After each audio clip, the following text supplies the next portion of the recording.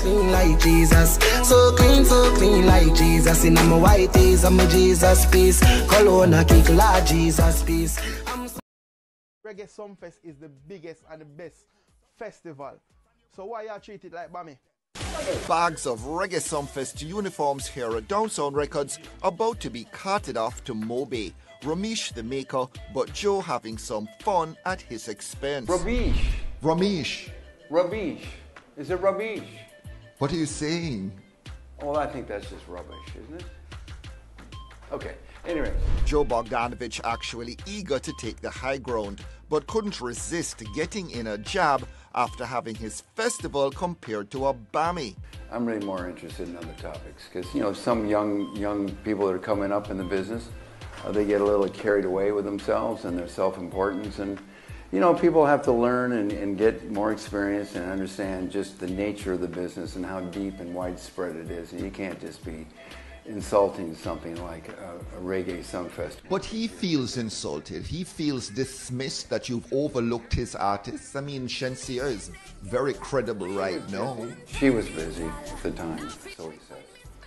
Basically, you know, it just, Basically what? He wanted TeeJay on the lineup and you didn't want to offer TeeJay more than $400,000?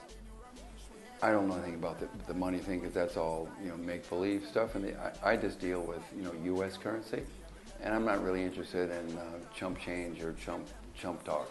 I'm interested in Reggae Soundfest. I'm interested in you know, doing something that makes the rock really hop. Joe positively hopping with excitement over his latest signing. Reggae Soundfest -3 of Romeish's stable, but plus the 6.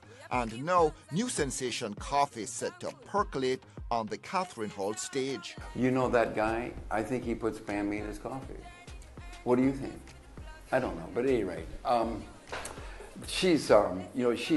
you know, she represents the teens and the queens and the kings and everybody. And she is such another great blessing for, where do they come from, this island? They just keep coming up with champions that are like, you know, can you know what she's going to do for reggae music? But she's the secret ingredient, well, the late ingredient in your brew this year that really should deliver the goods, because everybody is talking about coffee and overseas wants coffee. Everybody drinks coffee. But there's no room for TeeJay, Shenseea and Ding Dong. Well, you know... Just spell out why. The management just didn't want to make them available because he thought maybe they were a little more important than maybe the festival is. And that's not the way it works. We don't work that way. We work with the festival. It's our music, our festival. Everybody counts. We help one another. Joe ducking figures, but his talent fee is likely a chunk of production costs.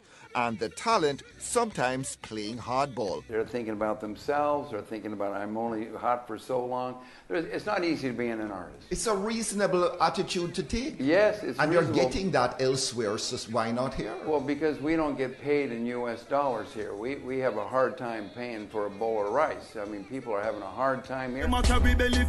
No Massacre, Idonia, Shenseea or TeeJay, but add Buju Banton, Chronix and Beres Hammond to name just 3. And Joe pretty pleased with what many would agree is a stellar lineup that has variety and depth. And great entertainment.